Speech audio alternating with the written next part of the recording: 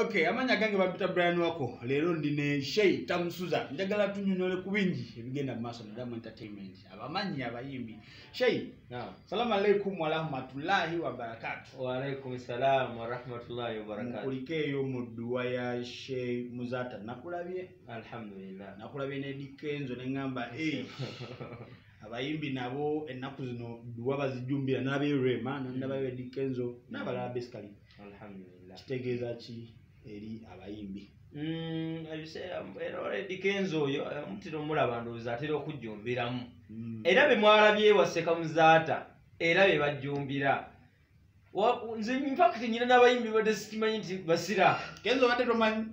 Kenzo mbadde mmanyi nti musiraamu. Kuba ndi muwalimu we. Okay. Naye nyina abayimbi nga wallahi bw'oba kubuulya nti musiraamu wisooka kwekanga. Rema ateekwa kubanga alina akalandira ku Kenzo. Bwe bagambye nti Kenzo. Hamza.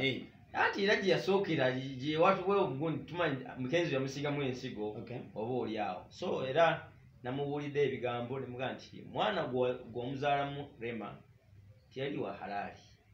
So olina okukola tawuba okusaba Allah akusonyiwe tiwakola nsobi. Era waliwo n'abayimbi abalala basobola okubaayo. Abayimbi tulina abasiraamu bangi abayimbi. Bebe Cool y'omu ku bo. Bebe Cool otomulabako eyo gy'osaliza. Era nabagambye nti Bebe Cool simulaba simanja. Tasaala. Sijja kulimba sijjala nti asaala. Naye simanyi. Erivubuka eryo terigala. Aveeyo kale agambye nti nsaalira wano. Asobola okuba nga asaala. Nga naye gwe gy'osaliza tomulaba. Kuba bangambye nnyina gwe nayogeddeko naye n'aŋŋamba nti maama waalina imaani. Nama bebe. Jala ina imani okamala. Katomanyi oba omwana we ye. Ate alina mutabani we. Banga oli yangambye nti nagenda okukonkono olugye wa Bebe Cool waka ku makya. Omwana yanzigulya n'agamba salamu alaykum. Ekyo kiraga nti waka waliwo ki? Waliwo ku ddiini. So simanyi. Naye nga kitegeeza ki eri abayimbi basically? Abayimbi kitegeeza nti nga bwe tulabye bannaffe bano betubaddeko nabo mu mbeera efaanyi tujjumbire tugezeeko tugoberere olage ku ddiini toswala lwa ddiini yo kabako musajja musiraamu hajja badomanyi musiraamu ayedde emirimu eno ku mugongo yoyo ayimba yeyambudde esaati wati awanika n'essaati mu bbanga ayimba naye musiraamu la ilaha illallah. So kale abo nno kati simbadde simanyi nti kabako musiraamu. So musiraamu Stabwa Natolo, Sophie Nantongo bangi abayimbi. Basaba biidhinillah tugezeeko okwolesa eddiini zaffe. Abasajja mbalaba nga bali proud of their religions nga balaba mu church basanyufu.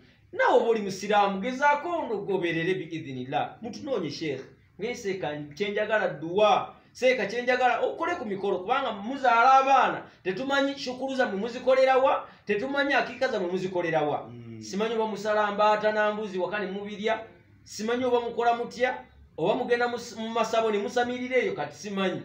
Eddogo liri mu bayimbi baŋŋambye abamu basamize naye insha Allah kyemmanyi biidhinillah abayimbi abandaba bo si basamize. Kusaba ogezeeko otunoonye tugezeeko okusoma ku dduwa ogambe ya Rabbi mufiirwa abantu bamubasabirirawo edduwa ne mufiirwa abaana ne mufiirwa baganda bammwe tetumanyi mubimala mutya.